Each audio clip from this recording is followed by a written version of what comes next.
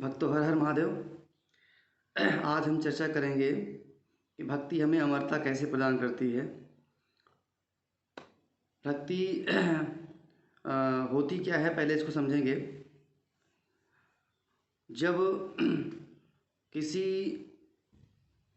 बिना शर्त के, बिना किसी चाह के जब ईश्वर के प्रति हम प्रेम करते हैं, तो जो ईश्वरीय सत्ता के प्रति जो प्रेम किया जाता है वो भक्ति कहलाता है। और यही प्रेम जब हम किसी सांसारिक वस्तु या व्यक्ति से करते हैं तो यह प्रेम कहलाता है। ईश्वर से किया गया जो प्रेम है वह स्थायी होता है, अगर निस्वार्थ है तो टिकाऊ होता है। और संसार से किया गया जो व्यक्ति या वस्तु से प्रेम है वो अस्थायी होता है, अस्थायी नहीं होता।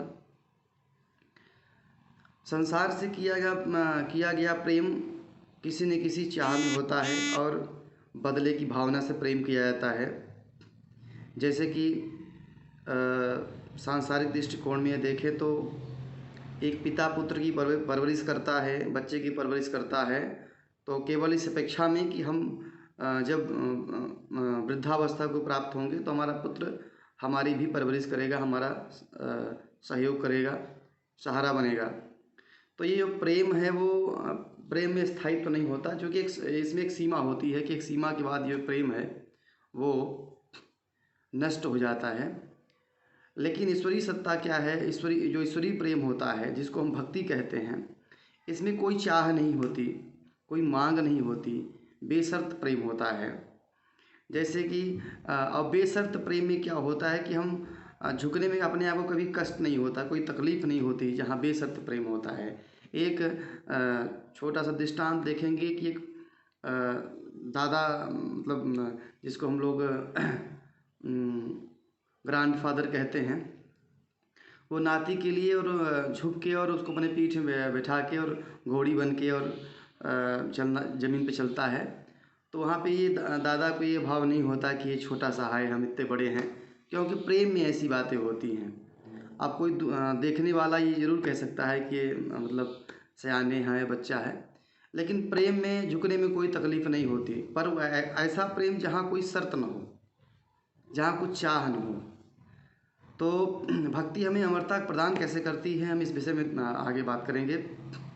भक्ति जब ईश्वर के प्रति हो जाती है तो भक्त जो होता है वो अपना सारा समर्पण, पूरे देह भाव का, सांसारिक पूरे अस्तित्व का, जो कुछ उसके पास है वो सब कुछ ईश्वर में समर्पित कर देता है। उसका जो लक्ष्य है, जो साधन है, साध्य है, और वो एक लक्ष्य पर सिमट के रह जाते हैं।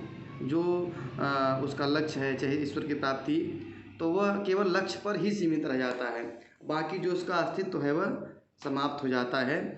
तो ऐसे में जो भक्त है वो सिद्धावस्था को प्राप्त कर लेता है।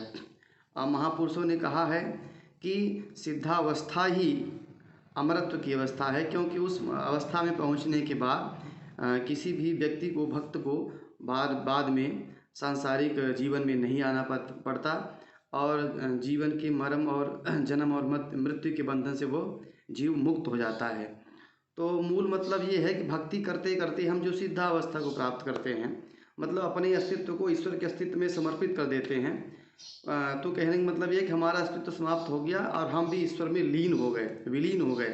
अखंड मंडलाकारम व्याप्तम येन चराचरम, जो हर जीव में, हर प्राणी में, हर वस्तु में व्याप्त है, वो स्वरूप हमको प्राप्त हो जाता है। और ये जो अपना जन्म मरण वाला स्वरूप है, ये जो, इससे हम मुक्त हो जाते हैं और जीव को अमरता प्राप्त हो जाती है। एक स्थिति प्राप्त हो जाती है चेतना की, जहाँ से फिर जीव को दोबारा जन्म नहीं लेना पड़ता है। तो भक्ति करके जीव अमरता को प्राप्त कर लेता है। इस वीडियो पर हमने आपको जितना हमसे बना है समझाने का प्रयास किया है। अगर अच्छा लगा हो तो इसको शेयर करें। हर हर महादेव।